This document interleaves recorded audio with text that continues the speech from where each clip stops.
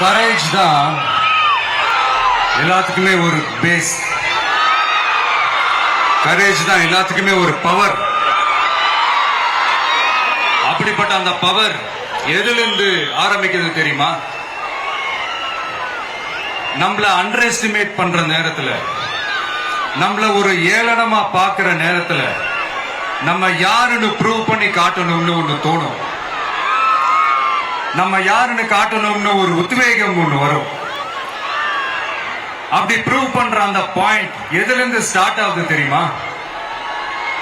எந்த விஷயத்துல நம்மள கிண்டலும் கேலியுமா பேசுறாங்களோ அதே விஷயத்தை வச்சு நம்ம அது ஒரு பாசிட்டிவா மாத்துறதுன்னு ஒண்ணு இருக்குல்ல, அதே விஷயத்தை வச்சு நம்ம அது ஒரு ஃபயரா மாத்துறதுன்னு ஒன்று இருக்குல்ல, அங்கிருந்துதான் அந்த பவரே ஸ்டார்ட் ஆகும். அப்படிப்பட்ட அந்த உண்மையான அந்த பவரை சொல்ற அந்த பாயிண்ட்ல இருந்து ஆரம்பிக்கலாமா? ஏ விஜய், வீட்டை விட்டு வெளியே வா. ஏ விஜய், பணியூர் விட்டு வெளியே வா அப்படின்னு சொல்றவங்களுக்கு என் வீடு எதுன்னு தெரியுமா? முதல்ல என் வீடு எங்க இருக்குனாவது தெரியுமா? என சீண்டி பார்க்கறதா நினைச்சு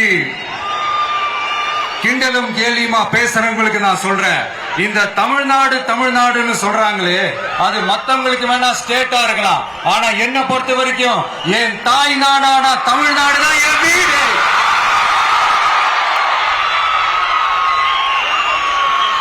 என் வீட்டுல மொத்தம் எத்தனை பேர் இருக்காங்க தெரியுமா?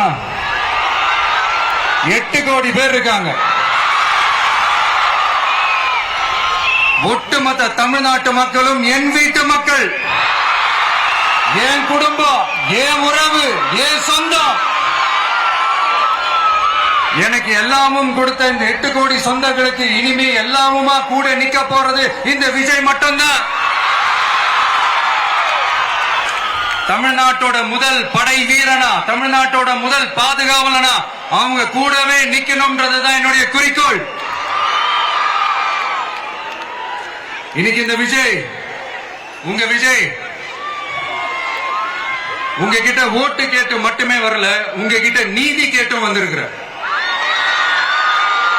ஆக்சுவலா உங்களுக்காக நீதி கேட்கறதுக்காக தான் நான் அரசியலுக்கே வந்தேன். ஆனா இன்னைக்கு நான் உங்ககிட்ட நீதி கேட்கறதுக்காக வந்திருக்கிறேன். இந்த விஜய் என்னங்க தப்பு பண்ணா? தன்னை நேசிச்ச தன்னுடைய மக்களுக்காக அரசியலுக்கு வந்தா அது ஒரு தப்பா?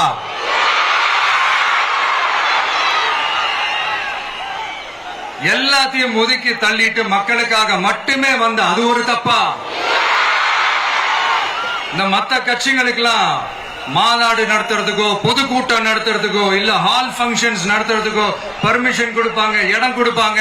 ஆனா நமக்கு மட்டும் இடம் கொடுக்க மாட்டாங்க, கொடுக்கவும் விட மாட்டாங்க. இது என்னங்க நியாயம்? நான் போய் மக்களை சந்திக்கிறதுக்கோ இல்ல மக்கள் வந்து என்ன சந்திக்கிறதுக்கோ ஒரு உரிய இடமோ இல்ல உரிய பாதுகாப்போ மத்த கட்சிகளுக்கு எல்லாம் கொடுப்பாங்க. ஆனா எனக்கு கொடுக்க மாட்டாங்க, கொடுக்கவும் விட மாட்டாங்க. இது என்னங்க நியாயம்?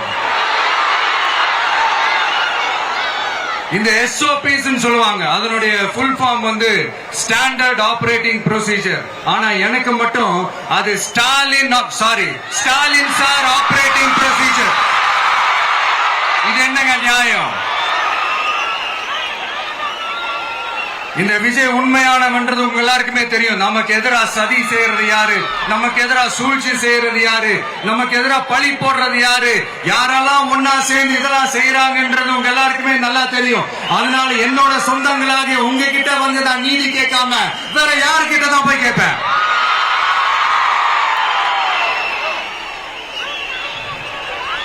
செல்ஃபே எடுக்காத ஒரு கூட்டணி கணக்கு, செல்ஃபே எடுக்காத ஒரு அறத பழைய அரித்மேட்டிக் கணக்கு, இதெல்லாம் வேலைக்கே ஆகாது. ஆணித்தரமா அடிச்சு சொல்றேன். அப்புறம் இந்த காசு கொடுத்து ஓட்டு வாங்கிடலாம்னு கனவு காண்றாங்கல்ல, அதுவும் இந்த விஜய் வந்ததுக்கு அப்புறம் நடக்கவே நடக்காது. வண்டி வண்டியா கொண்டாந்து கூட்டுவாங்க. 1000, 2000, 3000, 4000, 5000 சாமி மேல சத்தியெல்லாம் வாங்குவாங்க. அப்படிதான் இத்தனை வருஷமா உங்களை ஏமாத்தி இருக்கிறாங்க. வாங்கிக்கங்க, சந்தோஷமா வாங்கிக்கங்க. எல்லாம் உங்க பணம் தான். வாங்கிக்கிட்டு அவங்க காதிலே விசில முதி அனுப்புங்க. எப்படி? அவங்க செவிலே விசில முதி அனுப்புங்க.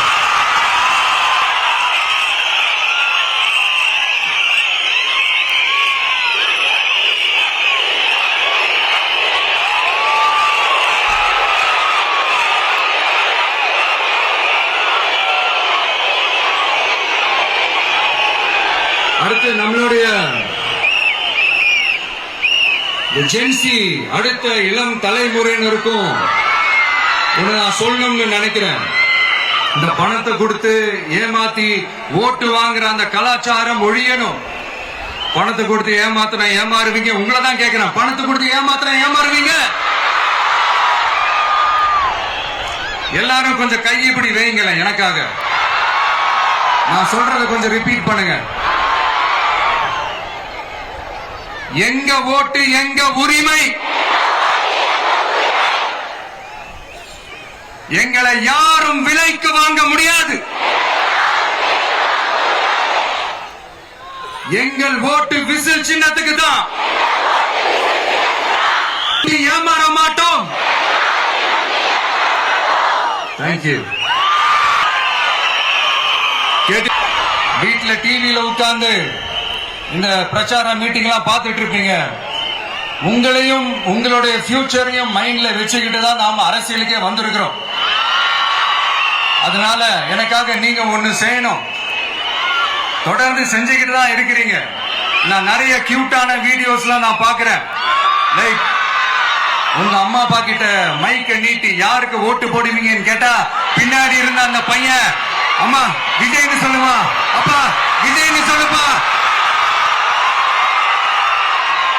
அப்படின்னு நிறைய அந்த கியூட்டான வீடியோஸ் எல்லாம் பாக்குறேன். அதை தொடர்ந்து தயவு செஞ்சு அதை தொடர்ந்து கண்டினியூ பண்ணுங்க.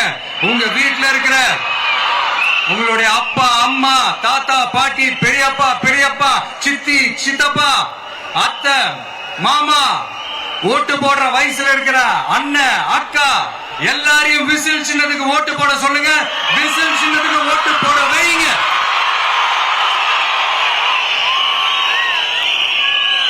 இந்த தேர்தல் நெருங்கிற இந்த நேரத்தில் பொலிட்டிக்கலா ஸ்பீக்கிங் டு த பாயிண்ட் ஒரே ஒரு விஷயம் நான் சொல்லணும். நாங்க அரசியலுக்கு வந்தது எந்த கட்சியும் ஒழிக்கிறதுக்கோ அழிக்கிறதுக்காக நாம அரசியலுக்கு வரல. யார் மேலேயும் தனிப்பட்ட ஒரு வன்மமோ இல்ல தனிப்பட்ட கோபமோ அப்படிலாம் யார் மேலேயும் கிடையாது. இந்த மத்தவங்க மாதிரி இந்த வெறுப்பு அரசியல் பண்றதுக்காக நாம அரசியலுக்கு வரல. அரசியல் ரீதியா நம்மளுடைய எதிரிகள் யாருன்னு டிக்ளேர் பண்ணிட்டு தேர்தலில் நின்று ஜெயிச்சு மக்களுக்காக எங்களுடைய நன்றி கடனை செலுத்துறதுக்காக தான் நாம அரசியலுக்கே வந்திருக்கோம். Just want to make this clear. அவங்கள கேள்வி கேட்கறதுக்கு முன்னாடி அவங்களோட இயலாமையை மறைக்கிறதுக்காக இந்த ஏ டீம் பி டீம் இதெல்லாம் கூட சேர்த்துக்கிட்டு ஒரே விஷயத்த சொல்லி அழுகுறாங்கல்ல.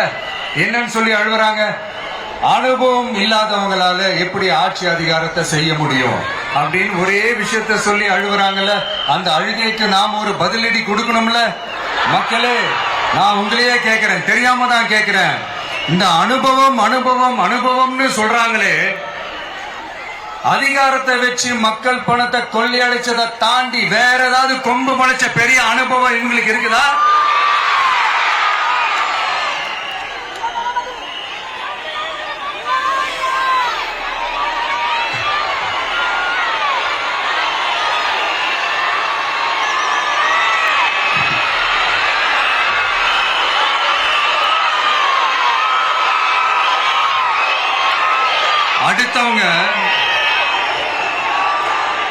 அடுத்தவங்க ஆரம்பிச்ச அரசியல் கட்சியில அடுத்தவங்களுடைய அட்ரஸ்ல அரசியல்வாதிகளா இருந்துட்டு இருக்கிற இவங்க எல்லாருக்கும் ஒரு சவால். என்ன மாதிரி தனியா என்ன மாதிரி சொந்தமா ஒரு கட்சி ஆரம்பிச்சு 1% அட்லீஸ்ட் 1% வாக்கு வாங்கி காட்டுற அந்த தில் இருக்குதா, திராணி இருக்குதா? 30 வருஷமா மக்கள் இயக்கமா இருந்து இன்னைக்கு மிகப்பெரிய ஒரு அரசியல் கட்சியா வளர்ந்து இந்த கூட்டணி கட்சிகள் மட்டுமே நம்பி இருக்கிற 75 வருஷ கட்சி 50 வருஷ கட்சின்னு இன்னைக்கு ஆட்சி அதிகாரத்தில் இருந்துட்டு இருக்கிற இவங்க எல்லாரையும் மீறி இன்னைக்கு களத்துல தனியா நின்னு இந்த 2 வருஷத்துல முதன்மை சக்தியா வளர்ந்து 30% தாண்டி இன்னைக்கு மக்கள் ஆதரவை பெற்றிருக்கிற நமக்கு அனுபவம் இல்லையா? உங்களுடைய அனுபவம் என்னன்னு சொல்லட்டுமா? கட்சி ஆரம்பிச்ச அண்ணாவை மறந்தது, கட்சி ஆரம்பிச்ச எம்ஜிஆர் அவர்களை மறந்தது, கட்சியை வளர்த்த ஜெயலலிதா மேடம் அவங்களை மறந்தது.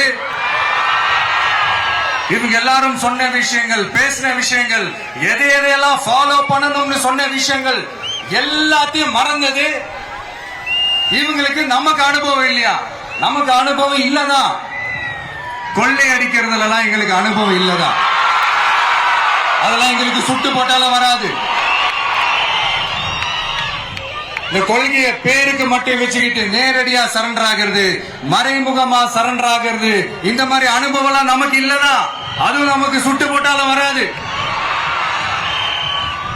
மக்களை நேசிக்கிற நல்ல குணம் இருந்தா போதும்யா. நல்ல சூப்பரான ஒரு நல்லாட்சி கொடுக்கலாம். நல்லாட்சி கொடுக்கிறதுக்கு மெத்த படிச்ச மேதாவிகளா இருக்கணும்லாம் ஒன்னும் அவசியம் இல்ல. காமராஜர் அவர்கள் மாதிரியோ எம்ஜிஆர் அவர்கள் மாதிரியோ மக்கள் சக்தியின் துணையால, மக்கள் மேல அக்கறையா இருக்கக்கூடிய நல்ல அதிகாரிகளின் துணையால சூப்பரான ஒரு நல்லாட்சி என்னால கொடுக்க முடியும். செஞ்சு காட்டுற.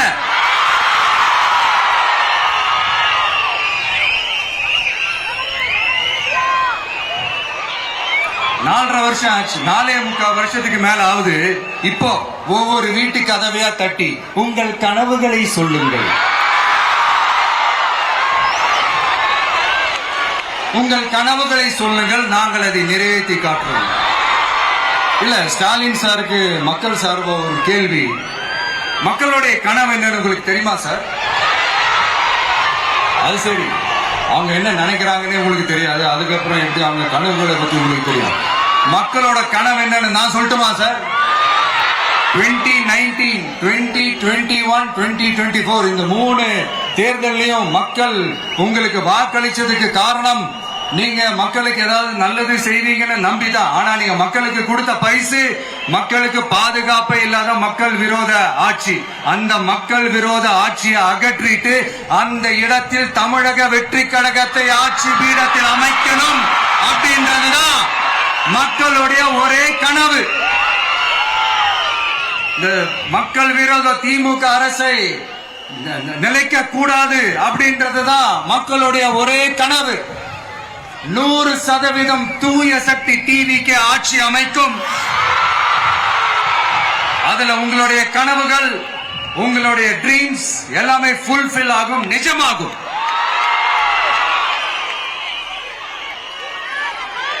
தமிழ்நாடு எப்பவுமே டெல்லிக்கு அவுட் ஆஃப் கண்ட்ரோல் அப்படின்ட்டு ஸ்டாலின் சார் அடிக்கடி சொல்லுவாங்க. ஸ்டாலின் சார் எதெல்லாம் அவுட் ஆஃப் கண்ட்ரோல் இப்ப நான் கொஞ்சம் சொல்லட்டுமா? முதல்ல சட்டம் ஒழுங்கெல்லாம் அவுட் ஆஃப் கண்ட்ரோல், பெண்கள் பாதுகாப்புல அவுட் ஆஃப் கண்ட்ரோல், இளைஞர்கள் வேலை வாய்ப்புல அவுட் ஆஃப் கண்ட்ரோல், மொத்தத்தில் அவரோட ஆட்சியே ஒரு அவுட் ஆஃப் கண்ட்ரோல். இந்த வருஷம் பிகினிங்ல சட்டசபையில பேசும்போது சொல்றாங்க, மக்கள் எல்லாரும் ரொம்ப மகிழ்ச்சியா இருக்கிறாங்க, அதனால நானும் ரொம்ப மகிழ்ச்சியா இருக்கிறேன் அப்படின்னு. மக்கள் சந்தோஷமா இருக்கிறதா பாக்குறது கூட ஒரு சந்தோஷம் தான் சார். அது யாரும் இல்லைன்னு சொல்லல. அப்படி உண்மையிலேயே மக்கள் உண்மையிலேயே சந்தோஷமா இருக்கிறாங்க அப்படின்னா ஏன் சார் விவசாயிகள் போராட்டம் நடக்குது? ஏன் சார் மீனவர்கள் போராட்டம் நடக்குது? ஏன் தொழிலாளர்கள் போராட்டம் நடக்குது? தூய்மை பணியாளர்கள் போராட்டம் ஏன் நடக்குது? அங்கன்வாடி ஊழியர்கள் போராட்டம், செவிலியர்கள் போராட்டம், மருத்துவர்கள் போராட்டம், மாற்றுத்திறனாளிகள் போராட்டம், அரசு ஊழியர்கள் போராட்டம், ஆசிரியர்கள் போராட்டம், இடைநிலை ஆசிரியர்கள் போராட்டம், பகுதி நேர ஆசிரியர்கள் போராட்டம். இதெல்லாம் உங்க ஆட்சியில மக்கள் மகிழ்ச்சியா இருக்காங்கன்றதுக்காக நடக்கிற போராட்டமா சார்? எனக்கு தெரிஞ்சு மக்கள் சந்தோஷமா இருக்கிறாங்கன்னா பொங்கல் வச்சு கொண்டாடுவாங்கன்னு கேள்விப்பட்டிருக்கேன். உங்க ஆட்சியில தான் போராட்டம் நடத்தி அவங்களுடைய மகிழ்ச்சிய வெளிப்படுத்துறாங்கன்னு நினைக்கிறேன். இன்னும் தீரவே தீராத பிரச்சனைகள்னா இருக்கிற இடம் பிரச்சனை, பார்க்கிற வேலை பிரச்சனை, பண்ற தொழில் பிரச்சனை, விலைவாசி பிரச்சனை, தண்ணி பிரச்சனை, பஸ் வசதி இல்லைன்ற பிரச்சனை, ரோடு சரி இல்லைன்ற பிரச்சனை, ஆஸ்பத்திரி சரியா இல்லைன்ற பிரச்சனை, இப்படி எல்லாம் ஒரு அடிப்படை விஷயங்களே பிரச்சனையா இருந்தா அப்ப ஆளுங்கட்சின்னு ஒண்ணு எதுக்குதான் இருக்கிறாங்க அப்படின்னு தானே மனசுல தோணும் மக்களுக்கு. ஆட்சிக்கு வர்றதுக்கு முன்னாடி தான் பொய் பொய்யா அடிச்சு விட்டீங்க. இப்ப ஆட்சியை விட்டு போகும்போது கூட பொய் பொய்யா பேசுறீங்களே சார், என்ன சார் இது? மாத்தி மாத்தி பேசுறதுல நீங்க வேற லெவல் தான் சார். ஆட்சிக்கு வந்த அடுத்த வருஷமே 2022ல 70% வாக்குறுதிகளை நிறைவேற்றிட்டோம்னு சொன்னாங்க. அப்புறம் போன வருஷம் 90% வாக்குறுதிகளை நிறைவேற்றிட்டோம்னு சொன்னாங்க. அப்புறம் இந்த வருஷம் 505 வாக்குறுதிகளை 404 வாக்குறுதிகளை நிறைவேற்றிட்டோம். கிட்டத்தட்ட ஒரு 80% வாக்குறுதிகளை நிறைவேற்றிட்டோம்னு சொன்னாங்க. முதல்ல 70, அப்புறம் 90, அப்புறம் 80. இன்னும் தேர்தல் நெருங்க நெருங்க அது 60, 50, 40, 30, 20ல போய் நிக்கும்னு நினைக்கிறேன். அதையும் அவரே அறிவிப்பாரோ என்னமோ எனக்கு தெரியல. முதல்வர் ஸ்டைல்லயே சொல்லணும்னா, பொய்யிலேயே பிறந்து பொய்யிலேயே வளர்ந்த புலவர் பெருமானே, கொஞ்சம் அத திருத்தி சொல்றேன், புலுகர் பெருமானே, அது இன்னும் பொருத்தமா இருக்கு. அவருடைய அண்ட புழுகு, ஆகாச புழுகு என்ன தெரியுமா? பெண்களுக்கு பாதுகாப்பு தமிழ்நாட்டில் எங்க போனாலும் கொட்டி கிடக்குதான். அப்படி அது உண்மைனா அண்ணா யூனிவர்சிட்டி அந்த பொண்ணுக்கு ஏன் சார் அப்படி ஒரு கொடுமை நடந்துச்சு? கோவை கல்லூரி பெண்ணுக்கு ஏன் சார் அப்படி ஒரு கொடுமை நடந்துச்சு? பெண் குழந்தைகள் பாதிக்கப்படுறதா கிட்டத்தட்ட 1000க்கும் மேலான போக்சோ கேசுகள் ஏன் சார் பதிவானுச்சு? போதைப் பொருள் கலாச்சாரம் கண்ட்ரோலே இல்லாம அது பாட்டுக்கு தாறுமாற எங்கேயோ போய்கிட்டு இருக்கு. வயலன்ஸ் எல்லாம் தலைவிரிச்சு ஆடுது. அதுக்கு ஒரு ரீசெண்ட் எக்ஸாம்பிள் அந்த ரயில்வே ஸ்டேஷன்ல அந்த சிறுவர்கள் எல்லாரும் சேர்ந்து செஞ்ச அந்த சம்பவம். சட்டம் ஒழுங்கு சரியா இருந்தா ஏன் சார் இப்படி எல்லாம் நடக்குது? சட்டம் ஒழுங்கு சரியா இருக்கணும்னா முதல்ல தமிழ்நாட்டுக்கு ஒரு டிஜிபி வேணும் சார். எங்க சார் போனார் அவரு? எங்க அவரு? சும்மா இந்த ஆக்டிங் ஆபீசரை வச்சுக்கிட்டு அரசாங்கத்தை நடத்துனீங்கன்னா இப்படிதான் சட்டம் ஒழுங்கு சந்தி சிரிக்கும். முதல்ல தமிழ்நாட்டுக்கு ஒரு டிஜிபிய போடுங்க சார். அதுக்கப்புறமாச்சும் சட்டம் ஒழுங்கு சரியாகுதான்னு பார்ப்போம். சரிப்பா, கேள்வியா கேட்கிறீங்க, நீ வந்தா என்ன செய்வ அதானே கேட்கிறீங்க. கரெக்ட், கேட்கணும். மக்களோட அடிப்படை தேவைகளை தீர்க்கிறது தான் நம்மளுடைய ஃபர்ஸ்ட் வேலையே. அதை தீர்க்கிறதுக்கான அந்த தேடி போறது, அதோட சொல்யூஷனை தேடி போறது தான் நம்மளுடைய ஃபர்ஸ்ட் அஜெண்டாவே. கொஞ்சம் வெயிட் பண்ணுங்க, தேர்தல் அறிக்கை ரெடி ஆயிட்டு இருக்கு. தெளிவான ஒரு தேர்தல் அறிக்கையாவது வரும். என்ன நம்புற உங்களை நான் டிசப்பாயிண்ட் பண்ணவே மாட்டேன்.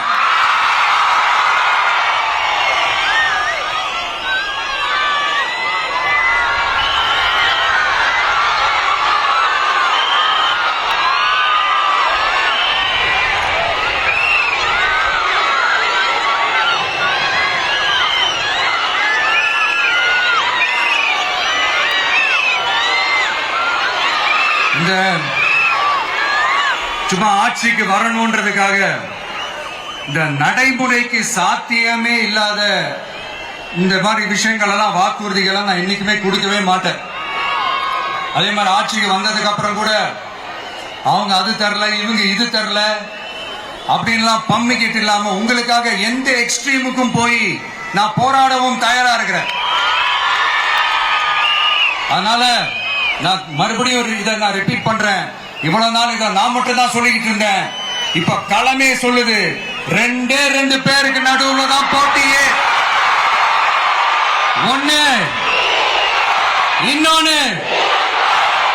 ஒன்னு தூய சக்தி டிவிக்கு, இன்னொன்னு தீய சக்தி DMK.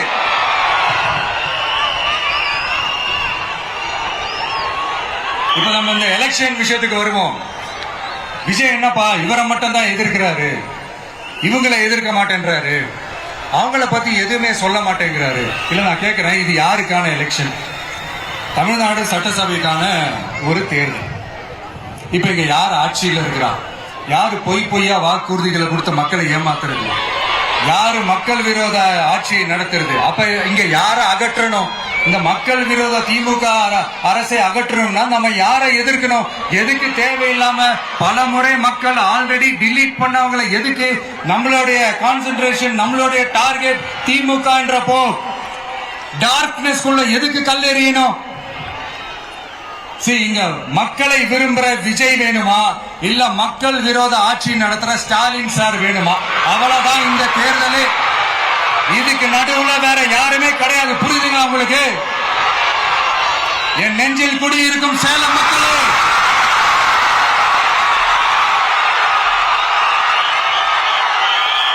One last simple question.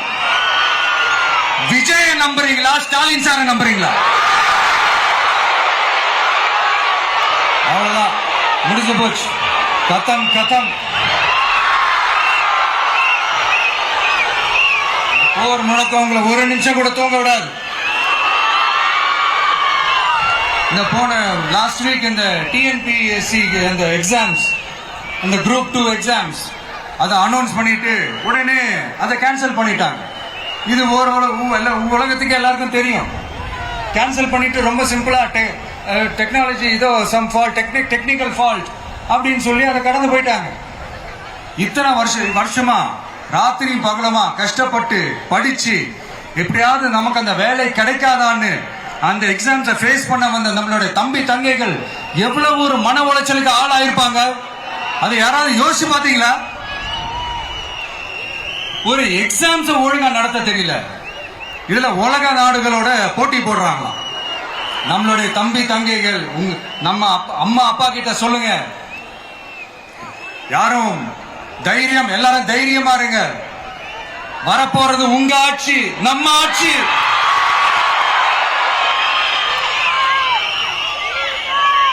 அதனால இந்த மாதிரிலாம் எதுவும் நடக்காம சமூக நீதிக்கான ஒரு நல்ல ஆட்சியை அமைப்போம்.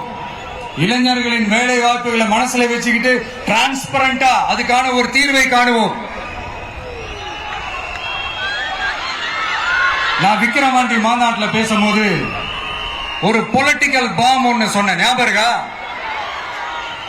ஆட்சியிலையும் பங்கு, அதிகாரத்திலையும் பங்குன்னு ஒன்னு சொன்னேன்.